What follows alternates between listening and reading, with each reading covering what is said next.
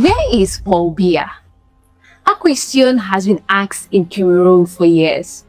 But something happened this year that was different from every time before. Paul Biya left Cameroon on Sunday, the 7th of June 2026, and he stayed away longer than he has ever stayed away before, in 43 years of power. Now, by the time you are watching this, he may already be back.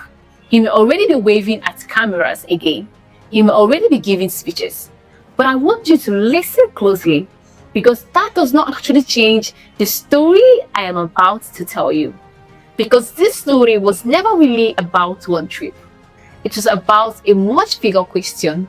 The question that does not disappear the moment one old man walks back into a room. That question is this: who takes over if Paul Biya cannot live anymore? And here's the part that will stay true no matter when you are watching this. In April of 2026, Cameroon quietly rewrote its own rules on that exact question and what the bill should worry every single Cameroonian. Paul Biya is in Yaoundé or Geneva right now. Today, we are going to walk through this step by step. What is facts? What is rumor? And why this matters? No matter what has happened by the time this video reaches you, welcome back to Afri. Let's get into it.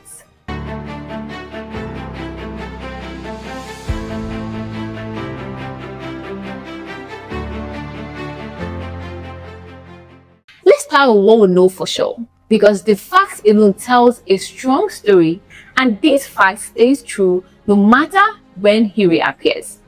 On the 7th of June, the presidency of Cameroon made an appointment. They said Paul Biya had left the capital, Yaoundé, with his wife. They called it short private trip to Europe. Short, private. Remember these two words. We will come back to them. Weeks passed, then more weeks passed. On the 17th of June, a Pan-African news outlet called Afri reported something different. They said Paul Biya was receiving medical care at a private clinic in Geneva, Switzerland. They linked this to a health program around Cameroon's National Day event, which happened on the 20th of May. The very next day, the Cameroon government fired back. Their communication minister called the report false and dangerous. The government official story stayed the same. Biya is in Geneva. He is not sick. He is simply running the country from outside the country. Think about that claim for a second.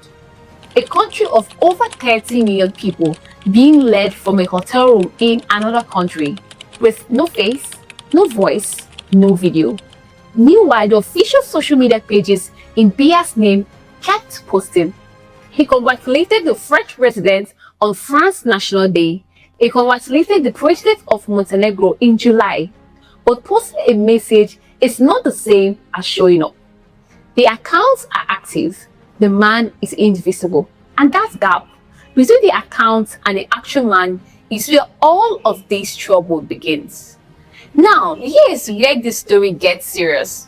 This is the part most people are missing. For decades, Cameroon's constitution had one clear rule. If the president died, resigned, or could no longer serve, the president of the Senate would step in. That person would leave the country for a short time, and a new election had to happen within 120 days.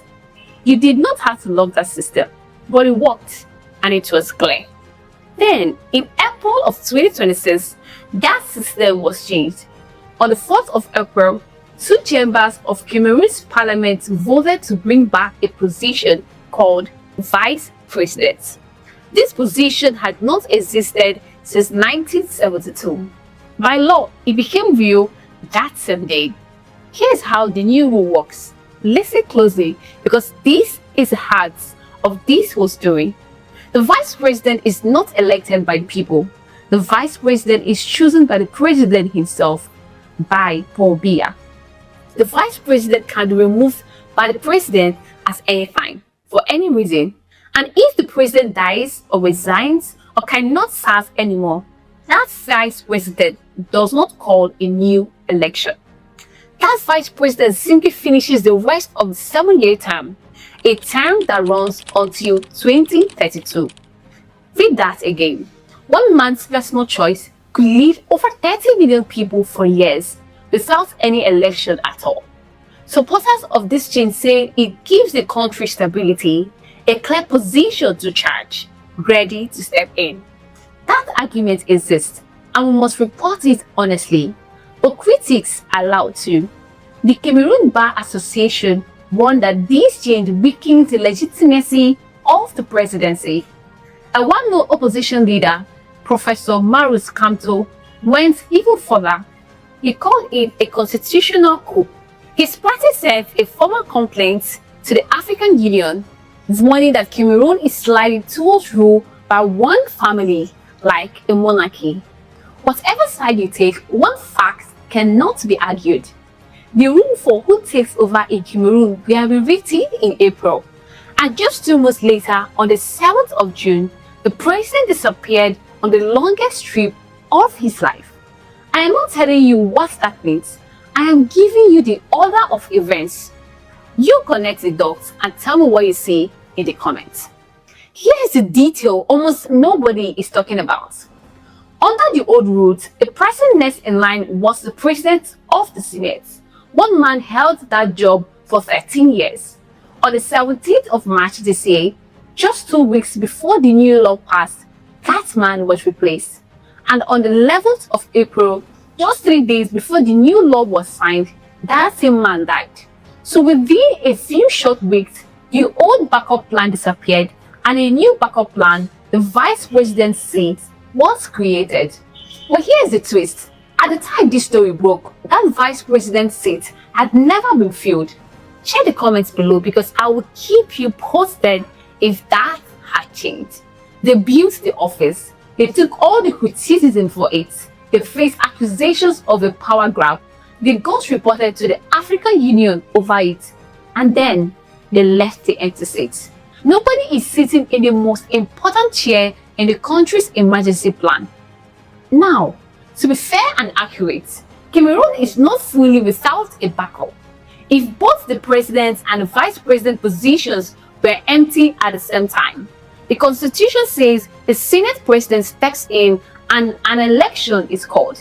That rule still exists on paper. But think about what this really means in practice. The main plan, the one they built in April, the one meant to work automatically, does not work right now because nobody has been appointed to it. There were rumors that Biya's son, Franck Biya, had been secretly named vice president, but that has been confirmed as false. We'll get to that. And on top of everything, nobody can even say for certain how Cameroon's institutions would officially declare the president unable to serve or how fast they will move if that moment came. So here is where we stand. The legal structure exists. The most important seat in that structure is empty. The president is 93 years old, and the time this story broke, he had gone nearly 2 months without being seen in public, the longest absence of his rule. That is not a safety net. That is a question mark hanging over an entire nation. When the government stays silent this long, people start feeling the silence themselves. In the first week of April, right after Parliament voted on the new vice president law, strange documents began spreading on WhatsApp and Facebook.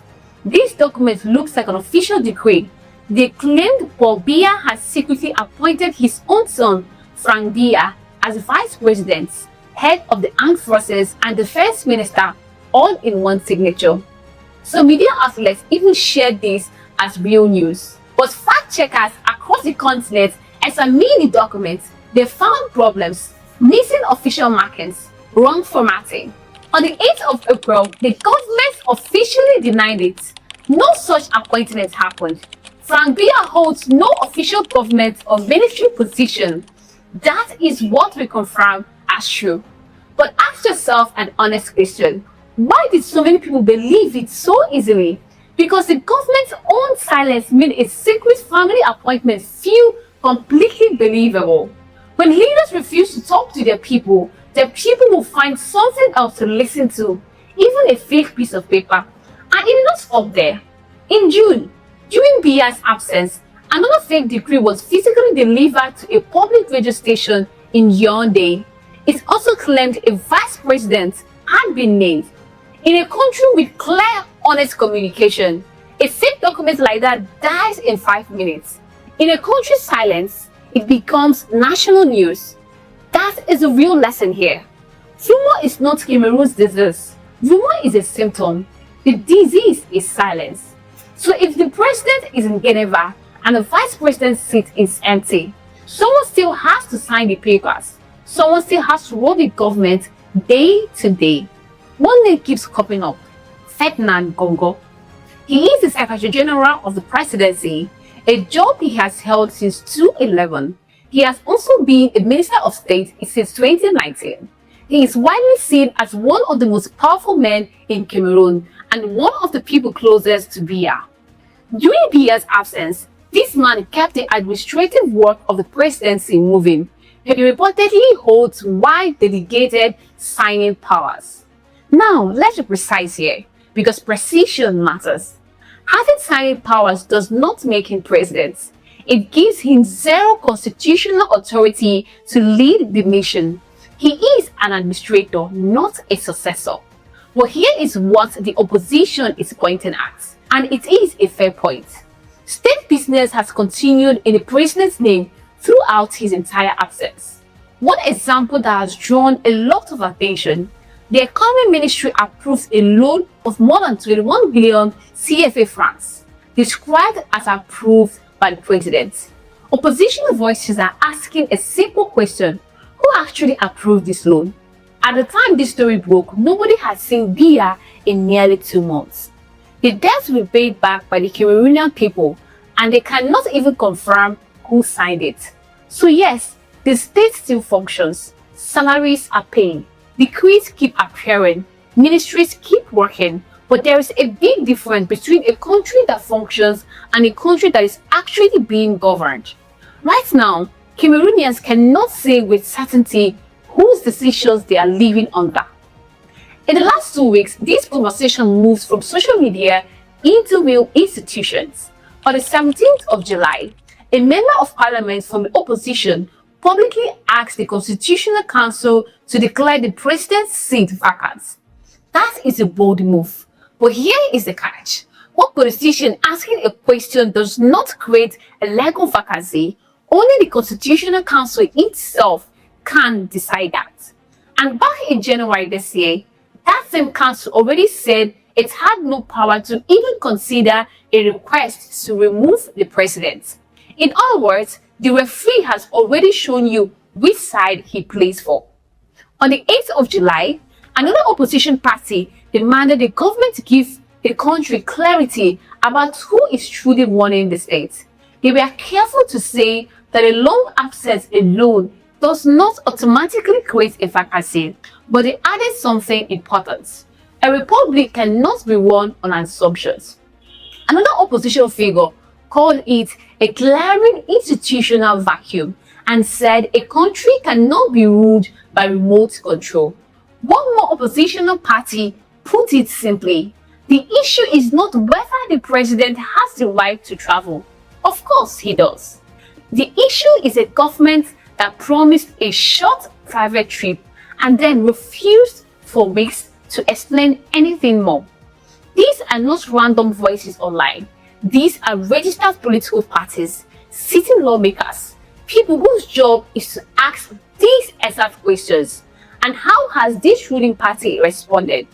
On the 15th of July, a senior official from the ruling party, the CPDM, published a statement. He said, and I am only putting him directly here, the office is not vacant. The lion has not left. That was the answer. Not a medical update, not a return date, not a message to the nation, a slogan about a lion. Then, on the 22nd of July, the ruling party's top leadership held a rare closed-door meeting. No agenda was shared with the public. So follow the pattern here. In public, the message is everything is fine, nothing is wrong. In private, the party's most senior leaders are quietly gathering behind closed doors during the president's longest disappearance ever. Their own actions are contradicting their own words. A slogan cannot answer a constitutional question. Now, let's zoom out because this story is not really about one old man in a clinic in Geneva. It is about what 43 years of one man will build and what it never bothered to build. Paul Biya came to power in 1982 when the previous president, Amadou Ahidjo, handed him the office. That handover remains the only peaceful transfer of power Cameroon has ever had. 2 years later, in 1984, there was a violent coup attempt against Biya. After that, talking about succession, about who comes next, became a dangerous topic in Cameroon for an entire generation. Since independence, Cameroon has never once had a peaceful change of power decided by their ballot box. Think about that. An entire country with courts, with a parliament, with ministries has been built around one single man for more than 4 decades. That is not stability, that is fragility, wearing a costume of stability. We have seen this pattern across our continent before. Leaders ruling from foreign hospitals, a president's health treated like a state secret, countries where the most basic question any nation should be able to answer, who leads next, is treated like a crime to even ask. Many young Cameroonians today have never known any other president in their entire lives. And this is a country rich in oil, gas, timber, fertile land, and some of the most educated people in Central Africa. Yet, many still struggle with poverty, while leaders talk about turning Cameroon into a wealthy, developed nation by 2035. You cannot build a strong future on a government that would not even tell its own people where the president is in the year 2026. Here is what I believe the facts support, and I stand behind it. No president rules forever, not this one, not any other one, and not anywhere on earth. Succession is not disrespect. It is not rumor. It is biology. It is history, and it is a constitutional reality that is coming for Cameroon, where the government wants to talk about it a lot. Even if Paul Biya returns tomorrow and waves at a camera, and this whole story gets brushed aside as noise, one thing will still be true. Every weakness this whole episode exposed will still be there. The vice president's seat will still be empty unless they finally fill it. The postponed elections will still be postponed unless they finally hold them. The unformed government he promised in December will still be unformed. A confident nation answers questions about successions with clear laws, strong institutions, and honesty, not silence, no slogans about liars. So here is where I hand this over to you, because the real conversation always happens in the comments. I want honest answers to the 3 questions today. Question 1. After a public absence this long, one that stretched on for weeks with no clear answer, should a moment like this be treated as a constitutional emergency, and who should have the power to decide that? If you're in Cameroon right now, tell us what you are seeing and hearing on the ground. Question 2. Cameroon's new system hands the presidency to a vice president chosen by Biya himself, with no election, and that seat is still empty today. Does that system protect stability, or does it set up a future crisis? Question 3. When the day finally comes, and it will come for every leader, do you believe Cameroon's current institutions can manage that moment peacefully? And one more thing I want you to think about. What should Cameroonians at home and abroad be doing right now? Not after a crisis starts, right now. Because even if Paul Biya walks out of the clinic tomorrow, the problem does not disappear. He is 93 years old. Some even say older, and every human being, no matter how powerful, eventually faces that final call. Drop your answers below. Your comment shapes what to cover in our next episode. And if you want more honest reporting like this is the moment to subscribe to this channel and turn on that bell so you never miss an episode. Thank you for watching. My name is Blessing Chris. See you in the next one.